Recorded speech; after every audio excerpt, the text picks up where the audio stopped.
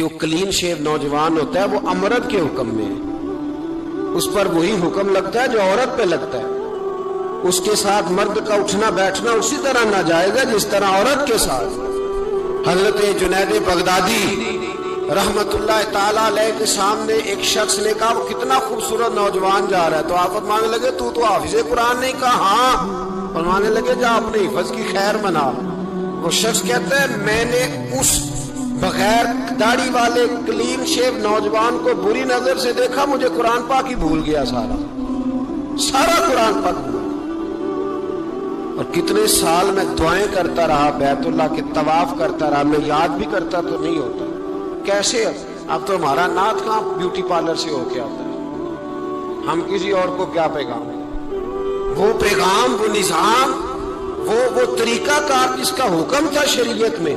قوم لوط پر عذاب آیا، مرد مردوں سے بدکاری کرتے.